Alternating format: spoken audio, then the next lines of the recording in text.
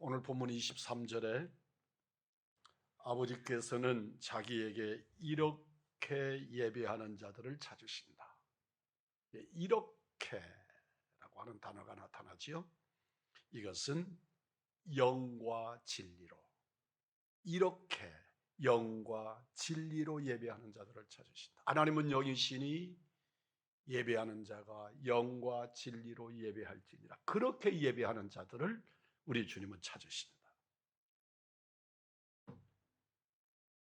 사랑하는 성도 여러분, 여러분은 하나님께서 찾으시는 그 예배자이십니까?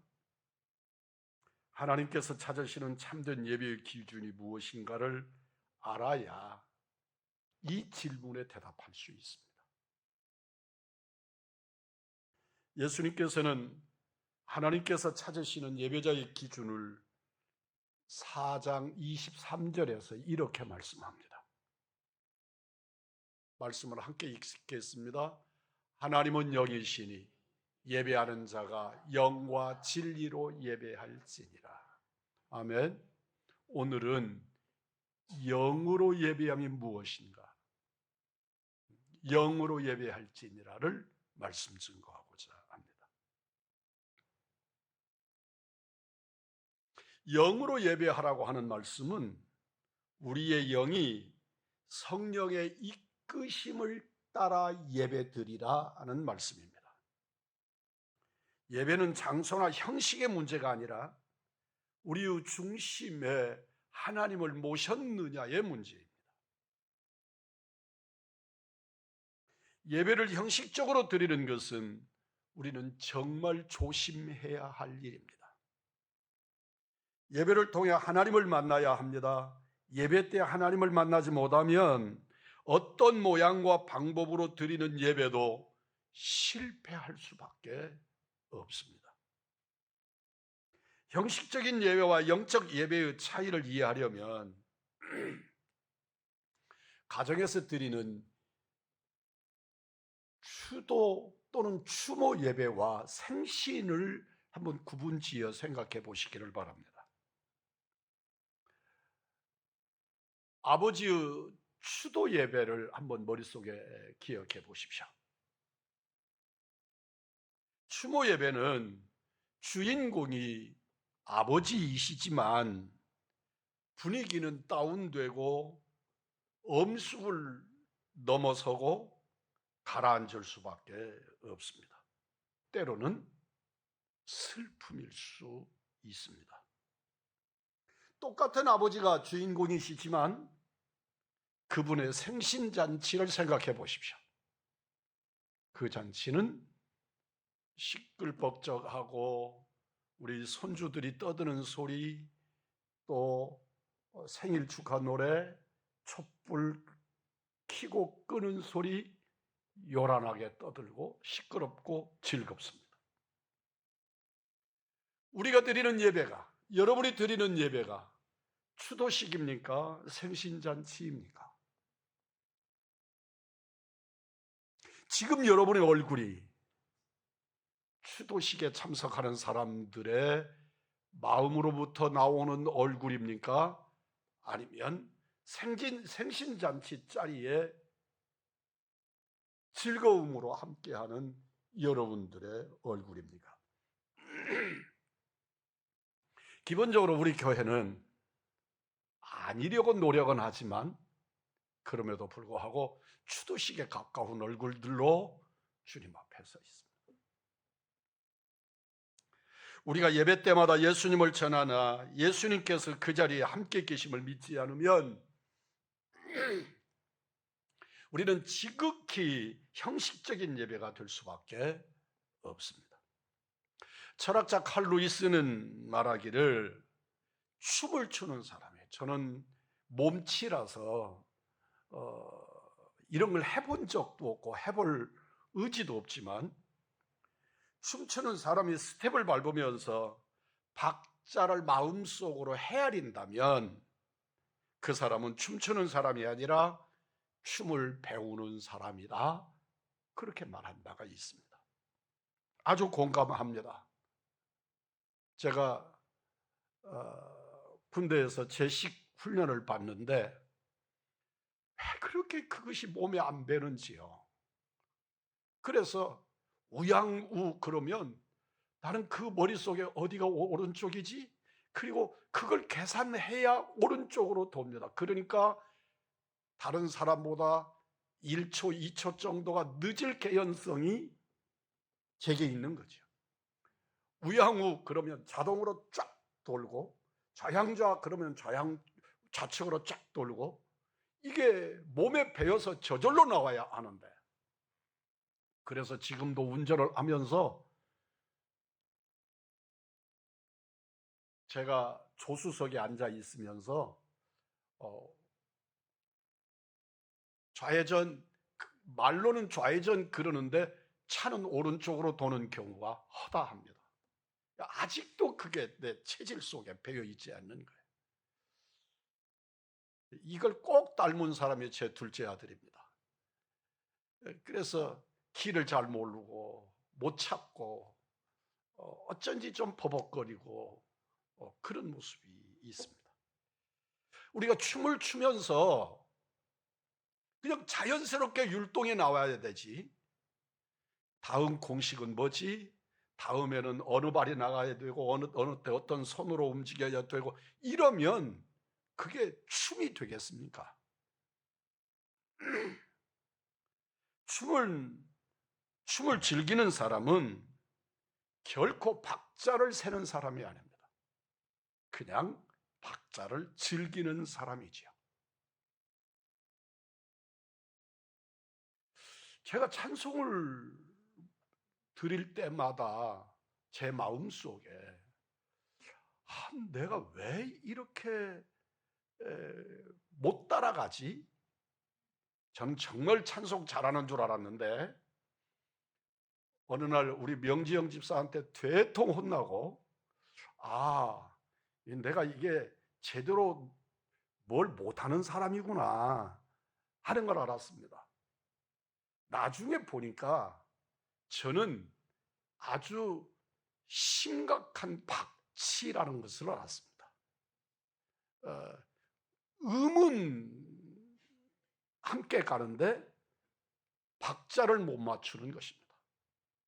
함께 들어가지 못하고 한 박자 늦고 늘 그렇게 내가 기본적으로 박치구나 그런 생각을 하게 되었습니다. 그러니까 여러분들과 함께 회중석에서 찬송을 할 때는 힘껏 찬송을 하는데 제가 앞에서 인도를 해야 된다고 하는 사실이 내가 박치라는 걸 깨닫고 난 다음부터는 이 앞에서 찬송 인도를 하는 게 너무너무 부담스럽고, 그리고 인도를 하는 사람이 아니라 따라가는 사람이 되는 그런 모습들.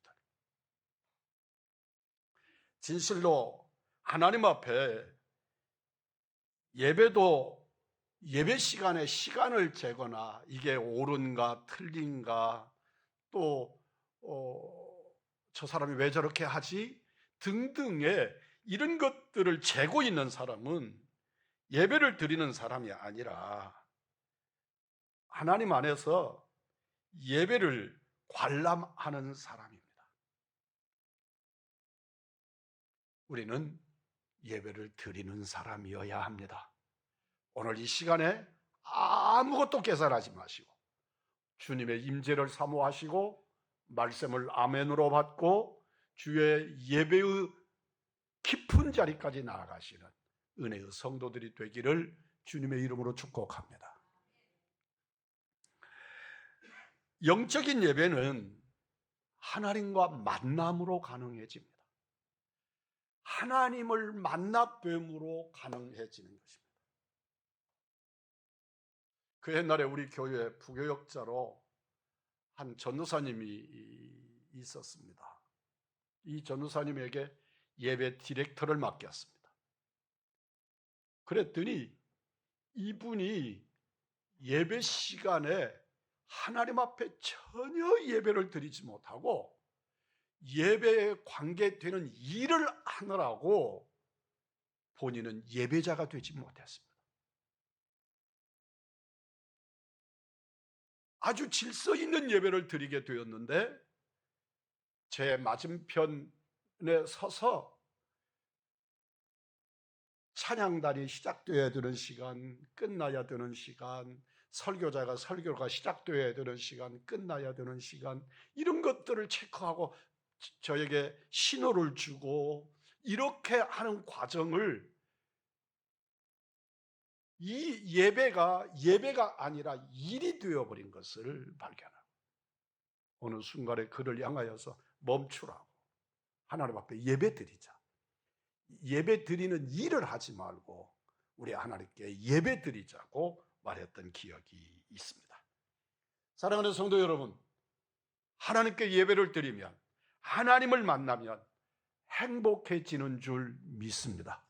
오늘 이 시간에 우리 주님의 임재가 우리 안에 일어나서 상황이 이러저러함에도 불구하고, 또 형편이 이러이러함에도 불구하고, 또 교회에 누가 빠지고 또 누구네 무슨 일이 있다는 얘기를 듣고 전혀 개입하지 마시고 하나님을 모시고 하나님의 임재를 즐기는 행복한 하나님의 사람들이시기를 주님의 이름으로 축복합니다. 삶의 현장에서 이러저러한 모습들을 다 내려놓으십시오.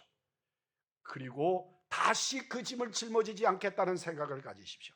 오직 나는 주님의 임재만을 누리겠다, 우리 하나님께 예배하겠다, 주님 존전에 서시는 신실한 믿음의 사람들이기를 주님의 이름으로 축복합니다.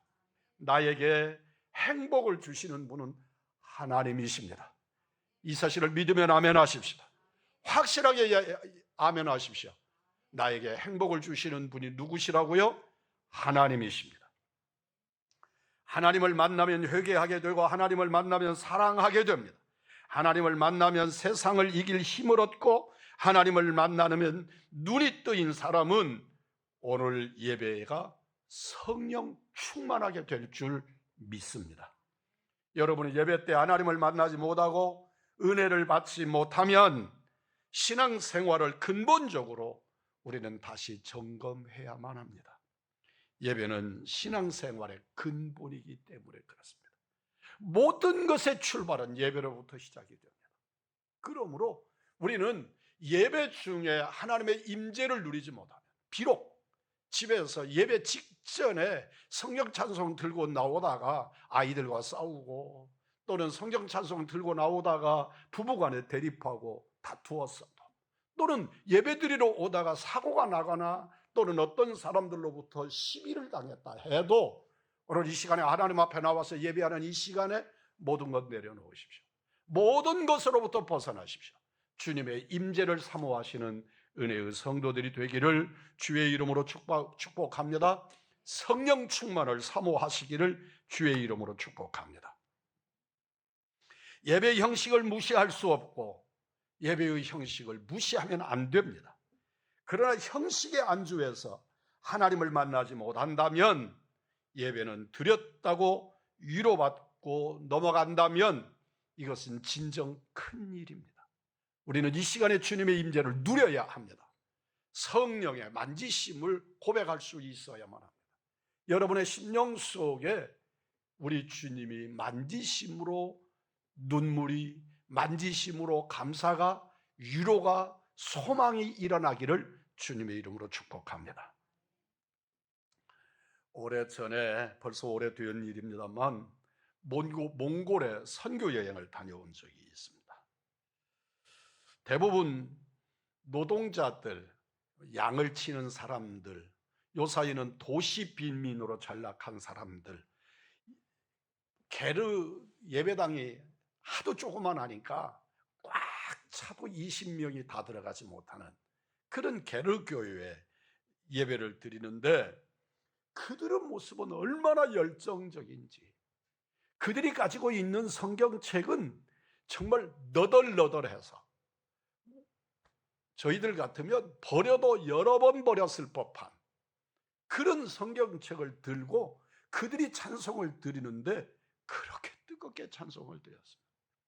민족적으로 우리가 그 몽골 민족과 많이 혈통적으로 가까운 민족들이기는 하지만 우리의 저 춤사위나 그리고 즐기는 문화가 저 혈통과 연결이 있지 않는가 하는 생각을 그 자리에서 가서 본 적이 있습니다. 이들의 기도가 얼마나 강력한지요. 저는 그들의 언어를 모릅니다. 그러나 선교사님이 저에게 전해준 바대로 말하면 그들의 언어의 숫자가 참 적답니다. 보니까 현대 문명의 이 복잡한 문화가 아니고 들에서 양치는 자들은 단순한 문화이니까 언어도 그렇게 숫자가 많지 않은 것 같습니다. 그렇지만 그들이 드리는 그 짧은 작은 숫자의 언어들을 가지고도 하나님을 찬양하는 데는 결단코 어떤 미사 어구도 없이 그냥 담백하게 뜨거움으로 하나님을 찬양하고 영광을 돌려드립니다. 이들의 기도는 어떤 다른 것을 구하는 것도 없이 모든 단어를 동원해서 주님을 찬양하고 주의 이름을 높이고 주의 아름다움과 위대하심과 영광을 찬양하고 주님의 임재를 사모하고 주님을 초청드리고 주의를 주신 것, 이곳에 모여 예배하게 하신 것, 오직 우리 교회에 성령 충만하게 임재하시기를 구하는 것 외에 어떤 것도 구하지 않는 그들의 기도에서 엄청난 감동을 받았고 나도 돌아가면 이런 예배를 드리고 싶다는 감동을 받았던 일들을 기억합니다. 그들의 삶은 우리하고는 비교가 되지 않도록 구차한 삶을 삽니다. 게르를 직접 들어가 보신 적이 있습니까?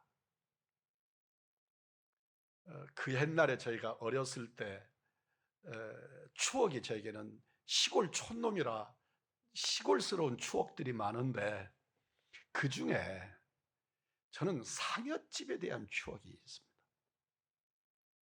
그런데 제가 게르 속에 들어가 앉아 있어서 게르에 가도 그곳도 상석이 있고 하석이 있습니다.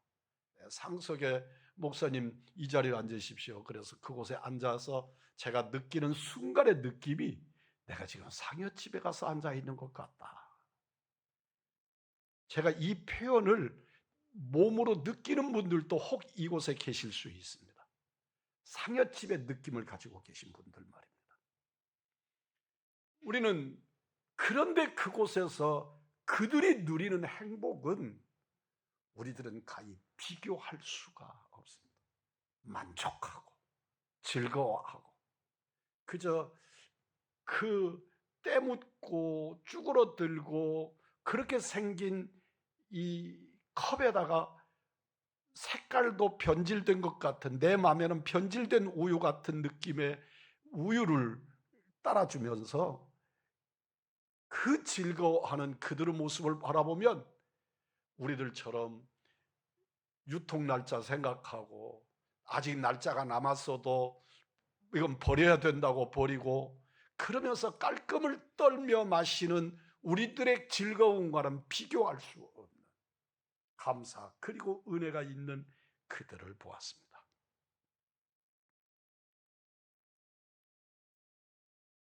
이들은 우리보다 훨씬 못 살고 더 어렵고 더 힘든데도 예배에는 온통 주님을 향한 찬양과 영광만이 가득했고 성령 충만을 누리고 있었습니다. 간절히 구하니 주님께서 더 강력하게 임하실 수밖에 없다는 생각을 했습니다. 우리도 주님 앞에 성령의 임재를 이렇게 구해야 되겠구나. 이렇게 구해야 하는구나. 우리 한국의 초대교회도 이랬을 것인데 오직 주님께만 집중하고 오직 주님만을 찬양하고 온통 주님으로만 가득한 이 예배와 이 기도와 찬양들로 너무나 가슴 벅찬 예배를 드린 우리 왕중의 성도들이기를 주님의 이름으로 소망합니다. 체면 그리고 깔끔 그리고 뭔가 규격 있고 질서 있고 이렇게 사람들을 손으로 만들고 조립되어 있는 그 무엇이 아니라 오늘 이 자리에 우리는 많이 부족하지만 주님의 임재로 누리는 설명할 수 없는 감격, 은혜를 누리시는 우리 예배자들이 되기를 원합니다.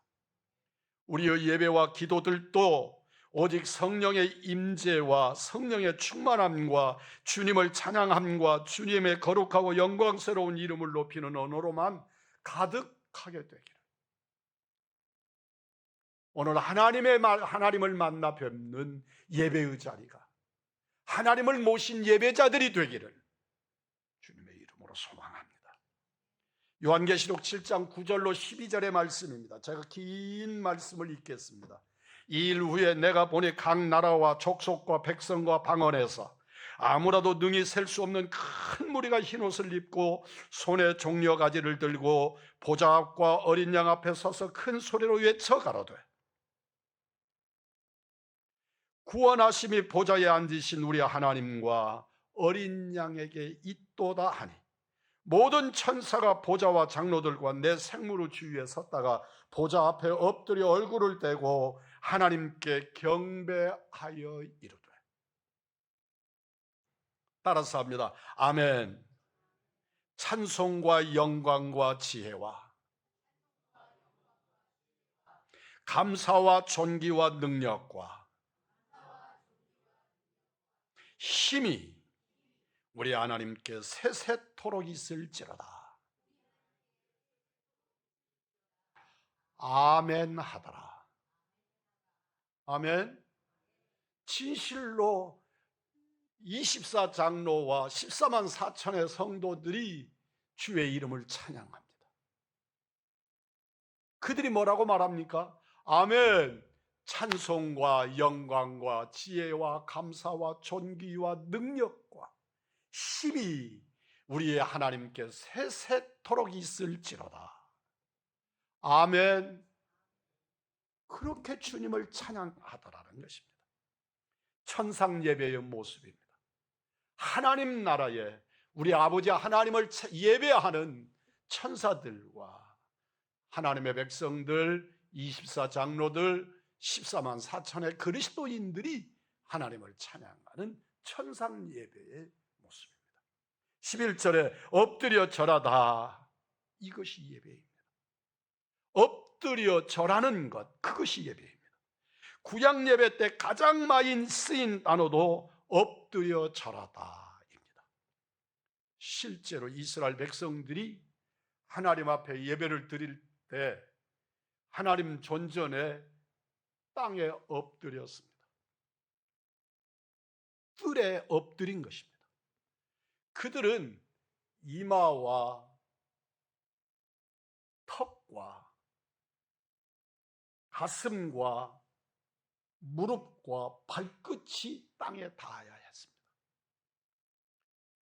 손을 쭉 뻗어서 땅바닥에 엎드려서 얼굴을 땅에 박고 그렇게 엎드려 주님을 경배했습니다. 이런 중심의 예배를 주님은 영으로 드리는 예배라. 나는 이런 예배를 받기를 원한다. 사랑하는 성도 여러분, 이런 중심의 예배를 드리십니까? 점잖게 편안한 의자에 앉아 예배를 인도하는 이들을 바라보면서 어떤 때는 주보를 채점하고 점수까지 매기면서 앉아 있지는 않습니까? 그것은 영으로 드리는 예배일 수 없습니다. 저는 사고가 보수적인 것 같습니다. 저는 의지적으로 진보적인 의지를 키우려고 노력을 했습니다. 그런데 어려서 하나님 앞에 예배를 드릴 때 우리는 전부 무릎을 꿇고 앉아서 예배를 드렸습니다.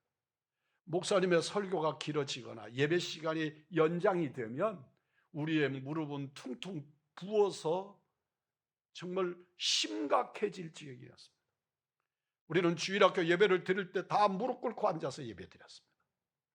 그런데 우리 교회를 저 산 위에서 들녘 가운데에 새로 예배당을 잘 벽돌로 브로크로 그렇게 예배당을 짓고 그리고 예배당을 이렇게 세웠는데 이때에 교회에 의자가 들어오는 것입니다. 놀랍게도 우리 교회 모교회 성도들 중에 꽤 많은 분들은 의자에 앉지 않고 의자 사이에 무릎 꿇고 앉아서 예배를 드렸습니다. 하나님 앞에 어떻게 의자에 앉아서 등을 대고 예배를 드린단 말인가?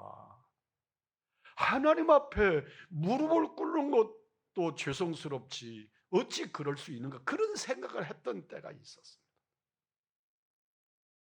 제가 교역자가 돼서 하나님 앞에 예배를 인도하게 되던 시절에는 이제는 지금 앉아있는 의자보다는 조금 더 험하지만 그 옛날에 이런 것들이 없는 방석 놓아야 앉는 그런 의자들이 들어오면서 마음속에 그냥 나도 모르게 순응되어졌고, 어떻게 하면 더 좋은 예배, 더 좋은 의자를 만들어서 이렇게 장의자 아니고 한 사람 한 사람 앉는 의자를 만들어 보면 어떨까, 그런 생각을 하도록 머리가 변하기 시작한 것입니다. 사랑하는 성도 여러분, 하나님 앞에 예배 드리는 것은 엎드리다. 여기서 말하는 엎드리다는 자기 몸의 신체 전체를 땅이 닿도록 엎드리는 것입니다. 프랑스 황제 루이 14세가 어느 날 주일에 왕족들과 함께 교회에 예배 드리러 갔습니다. 교회에 왕실 설교자 푸넬론 대주교 이외에는 예배당에 성도가 하나도 없었습니다. 깜짝 놀란 왕이 성도들은 다 어디 갔느냐고 물었습니다. 푸넬론 대주교가 그날 황제에게 이렇게 말합니다.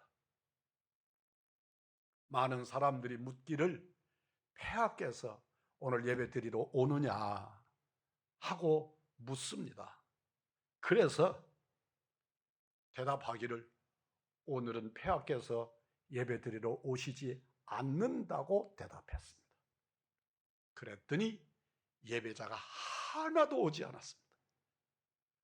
폐하만 이 자리에 오신 것입니다. 왕이 묻습니다. 왜 그러셨습니까? 주교가 대답합니다. 저는 사람들이 하나님께 예배드리러 오는지 아니면 폐하께 아첨하러 오는지를 알고 싶었습니다. 우리는 예배드릴 때마다 믿음으로 하나님을 바라보실 수 있는 믿음의 눈들이 있기를 주의 이름으로 축복합니다. 이제부터 편히 강한 예배를 드리시기를 바랍니다. 하나님께 사랑합니다, 감사합니다, 자신의 말로 고백하고 몸으로 표현하십시오. 표현하기가 어색해하는 교우들이 많습니다. 그래도 표현하시기를 바랍니다. 제가 끊임없이 사랑한다고 고백합니다. 사랑하는 성도 여러분, 입술로 고백하는 그것이 내 중심이 되는 줄 믿습니다. 오늘 이 시간에 고백합니다. 함께 해보겠습니다. 주여, 내가 주를 사랑합니다. 주님, 감사합니다. 여러분의 마음에 상함이 있을 때 진실로 주님을 향해서 주님 감사합니다 10번을 한번 뇌어보십시오. 여러분의 얼굴이 펴지고 마음의 상함보다 감사가 나를 지배하게 되는 줄 믿습니다. 주를 향하여 감사하다고 고백하시고 사랑한다고 고백하시고 내 마음에 상한 사람들을 향하여서 사랑한다고 고백해 보십시오. 진정 우리 주님은 여러분의 중심을 찾아오시고 우리 중심에 은혜를 입히실 줄 믿습니다. 찬양할 때 손을 들기 어렵고 일어서기는 더 어렵습니다.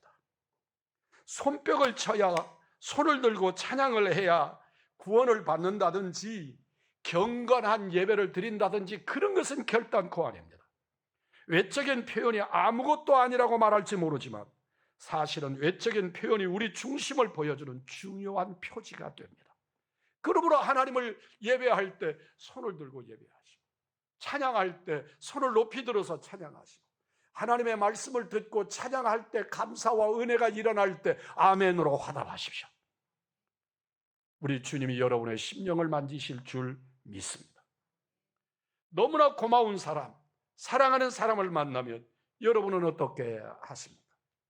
가만히 서 있거나 앉아 있지 못하고 얼굴 표정이 달라지고 수다쟁이가 되고 들뜨기도 하고 입꼬리가 올라갑니다. 영적인 예배를 드리는 성도들도 그렇습니다. 그렇지 않다면 그는 예배를 드리지만 예수님을 만나고 있지 않다는 증거입니다. 연애하는 사람들의 얼굴을 보십시오. 사랑하는 사람을, 연애하는 사람을 만나면 이미 그들의 얼굴은 달라져 있습니다.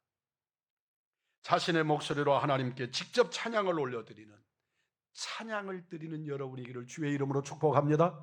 처음에는 목소리입니다. 그 다음에는 중심입니다. 그 다음에는 전인격으로 주님을 찬양하게 되는 줄 믿습니다. 예배는 근본적으로 하나님께서 불려 나온 시간입니다. 하나님께로부터 불려서 이 자리에 나온 사람들입니다. 하나님께서 우리를 예배로 부르십니다. 하나님께 예배하는 것이 우리의 존재의 목적이고 우리가 세상을 살 힘을 얻는 시간인데도 그것을 모르고 정신없이 세상만 바라보고 사는 우리들을 지금 이 시간 주님은 부르고 계신 것입니다. 우리는 잊지 말아야 합니다. 예배는 몸으로도 마음으로도 드리지만 영으로 예배해야 될 줄 믿습니다. 진실로 주님을 사모하여 내 영이 주님을 찬양하도록, 내 영이 주님을 사모하도록, 내 영이 주님을 모시도록 예배해야 합니다. 어떤 성도에게 제가 전화를 드려서 어느 신방 예배에 함께 가자고 부탁을 했던 때가 있었습니다. 그랬더니 그분이 제게 이렇게 대답했습니다. 저 오늘 지금 이 시간 예배 드릴 기분이 아닌데요. 이 자리에 마음 찔리는 사람들이 있을지도 모릅니다. 실제로 충만한 예배를 드릴 수 없다고 느낄 때가 있습니다. 지금 내 심령의 상태가, 내 형편이 지금 하나님 앞에 예배 드릴 그런 마음 이르지 못했다는 표현일 수도 있습니다. 몸은 아프고 생활은 너무나 힘들고 마음이 괴로워서 예배도 신앙생활도 다 귀찮다고 느낄 때가 있단 말입니다. 그러나 예배는 기분이나 감정으로가 아니라 영으로 예배 드리는 것인 줄 믿습니다. 내 마음이 상해도 하나님께 예배 드려야, 몸이 아파도 하나님께 예배 드려야, 내 심령이 괴롭고 고달파도 예배 드려야만. 주님은 그 예배를 통해서 우리의 심령을 회복시켜 주실 것이고 상황을 회복시켜 주실 것이고 우리의 형편도 바꾸어 주실 줄 믿습니다. 천국과 지옥이 갈림길에서 내가 천국 가는 길에 섰을 때 우리가 얼마나 감격스럽겠습니까? 우리는 늘 선택하는 자리에 있습니다. 그럴 때 내가 천국 가는 길에 서 있다는 것을 확실하게 깨달았을 때 내 영혼이, 우리의 심령이 얼마나 감격스럽고 기쁘겠습니까? 감사하겠습니까? 우리 예수님이 십자가 때문에 내가 오늘 이 자리에 있구나. 주님이 나를 위하여 죽어주셨기 때문에 내가 이 자리에 있을 수 있구나. 예수님의 보혈 때문이구나. 그때 그 자리에서 찬양하고 감격하고 감사하지 않겠습니까? 세상에서 돈 없어 고생한 생각이 나겠습니까? 병들어 고생했던 생각들이 나를 지배하겠습니까? 지금 내 안에 계신 성령님으로 내 영이 주님을 예배합니다. 마음이나 감정은 세상 일로 상했을지라도 내 영은 영으로 환경, 여건 관계치 않고 언제나 주님을 찬양하고 싶어 합니다. 그러므로 이 시간에 하나님 앞에 예배를 드릴 때 내 영으로 주님을 우러를 수 있기를 주의 이름으로 축복합니다. 내 영이 주의 이름을 부를 수 있기를 원합니다. 처음에는 내 목소리로 합니다. 처음에는 내 의지가 합니다. 그러나 내 영혼이 찬양하기 시작합니다. 내 영이 나를 지배합니다. 그리고 온 전인격이 하나님 앞에 예배자가 되게 하는 줄 믿습니다. 영으로 예배하는 구원받은 자는 누구나 영으로 예배하는 은혜를 누립니다. 두들겨 맞고 채찍질 당하고 그리고 빌립보 감옥에 갇힌 바울과 실라가 그 지경에서도 밤을 새워 찬양하고 기도할 수 있었던 것은 그들의 육체가 그렇게 한 것이 아니고 그들에게 매를 맞지만 매를 맞는 그것이 고통이 안 돼서가 아니고 살이 터지고 착고에 매였는데 그것이 고통이 되지 않아서가 아니라 임재하신 성령님 때문에 그렇게 하게 된 줄 믿습니다. 오늘 이 자리에 계신 성도 여러분, 여러분의 심령이 아플 수 있습니다. 외로울 수도 있습니다. 고통스러울 수 있습니다. 예배를 마치고 나가면 당장에 부딪힐 이러저러한 일들이 나를 즐겁지 못하게 만들 수 있습니다. 그러나 이 시간에 우리 주님으로 주님을 예배하는 영으로 예배하는 믿음의 사람들이기를 주의 이름으로 축복합니다. 주님과 동행하는 생활을 하십시오. 주님과 친밀하지 않은 사람은 편안한 예배당, 좋은 설교자, 그리고 넘치는 찬양대가 있어야 은혜를 받습니다. 그러나 주님과 동행하는 사람은 최악의 환경에서 드리는 예배에서도 뜨거운 은혜를 받을 줄 믿습니다. 아브라함이 모리아산에서 독자 이삭을 바치는 예배를 드려야 했습니다. 아브라함은 죽은 자도 살려내시는 하나님을 믿었습니다. 그래서 그 제사를 드리고 여호와 이레라고 하나님께서 다 준비하셨다고 선언합니다. 100살에 얻은 아들을 지금 번제단에 드려야 되는 상황입니다. 그러나 아브라함은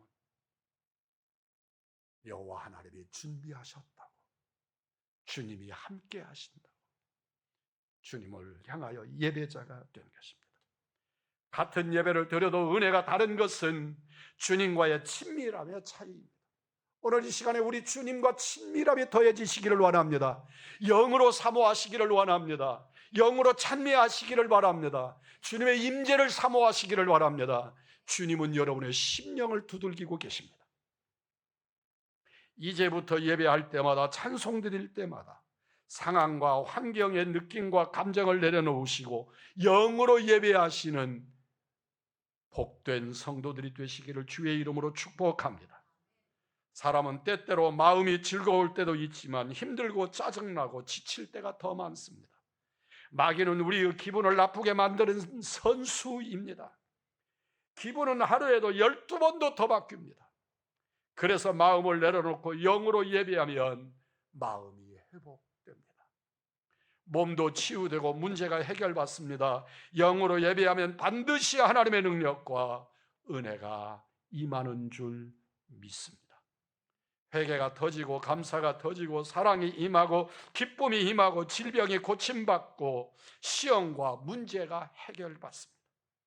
이 땅에서 천국을 경험함으로 영으로 예배하는 우리 믿음의 사람들, 우리 왕중왕의 오늘 예배자들, 주님의 임재를 누리는 사랑하는 사람들이기를 주님의 이름으로 축복합니다.